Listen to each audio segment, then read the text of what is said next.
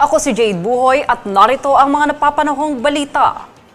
Matapos ang paglabas ng resulta ng 2024 bar exam, naitala ang 37.84% passing rate kung saan mahigit 3,000 at 900 ang nakapasa. Mas mataas ito mula sa 1.7% na naging resulta noong nakaraang taon. Naitalang top performer si Kyle Christian Tutor na mula sa Universidad ng Pilipinas matapos makapagtala ng score na 85.77%.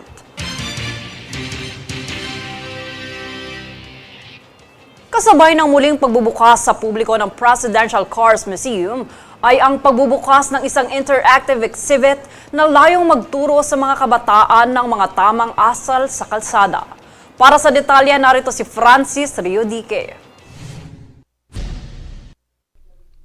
Muling binuksan sa publiko nitong Biyernes ang museo na laman ang mga naging sasakyan ng mga dating Pangulo ng Pilipinas.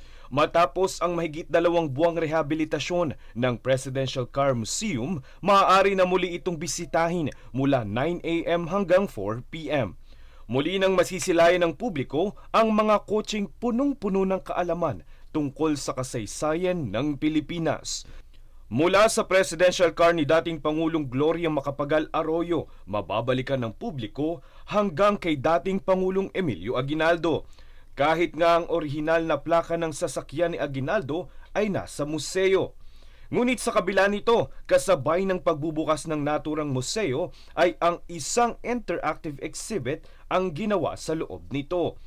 Tinawag itong Tamang Asal sa Kalsada o Task Central Hub.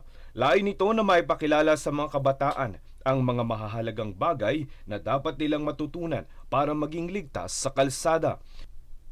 Kabilang sa interactive exhibit na ito ang pagpapakilala ng iba't ibang mga sasakyan, mga nakikitang mga karatula sa daan, tamang pagtawid sa pedestrian, kahit ang tamang pagtatapon ng basura.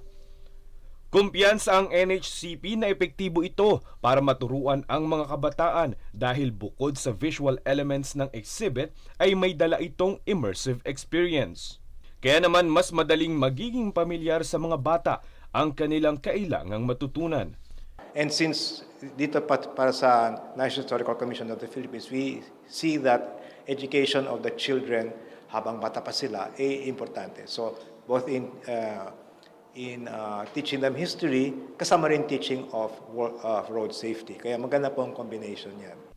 Ikinatuwa ni Ma'am Lucille at Ma'am Josefina ang naturang exhibit na parehong guro sa elementarya. Napakalaking tulong nito sa mga bata at sila ay maimulat ang kanilang mga mata kung ano-ano yung mga dapat tandaan ng mga road signs na kung saan ito yung gabay para sa kanilang kaligtasan. At maging susi din sila sa kanilang magulang na ipamulat din sa kanila na mahalaga yung mga road signs na sundin para sa kaligtasan ng kanilang pamilya at ng kapwa-tao. Para silang nasa kalsada rin. Yan mo yung mga signs sa mga ganyan. Nakikita nila yan sa kalsada. So maging aware sila. Ay, oo, ito yung nakita namin, ito yung nalaman namin doon. Pagbabahagi nila nakapaloob naman sa isang aralin sa isang subject ang pagtuturo ng tamang asal at kaligtasan sa kalsada. Ngunit paggigiit nila, mas nakatutulong ang naturang exhibit para maitatak sa isip ng mga bata ang mga nabanggit na makabuluhang mga aral. Francis Riodique, nag-uulat para sa One Media Network. Inilahad ng Quadcom ang 5 panukalang batas kabilang ang House Bill 10986 na nagtatakda sa EJK bilang heinous crime at House Bill 11043 na naglalayong pahusayin ang civil forfeiture laban sa iligal na yaman. Batay sa kanilang ika-12 pagdinig, nadiskubre ang koneksyon ng mga opisyal sa 3.6 billion peso na shabu sa Pampanga at iba pang iligal na droga. Nangako naman ang komite na ipagpapatuloy ang investigasyon upang mas mapalakas ang mga batas laban sa krimen at katiwalian. Kami ang boses ng pagbabago. Ako si Jade Buhoy at itong News Force.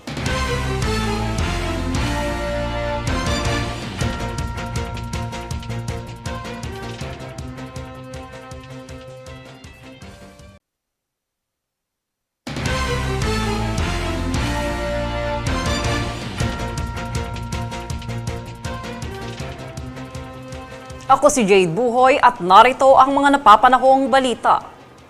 Hinimok ni House Speaker Ferdinand Martin Romualdez ang mga bagong abogado na protektahan ang karapatan ng kapwa, itaguyod ang hustisya at mag-ambag sa pag-unlad ng bansa. Aniya, ang batas ay makapangyarihan na kasangkapan para sa makabuluhang pagbabago at dapat gamitin ng may integridad at malasakit para sa bayan. Pinasalamatan niya ang kanilang sakripisyo at pinuri ang kanilang tagumpay bilang bagong miyembro ng propesyon ng abogasya.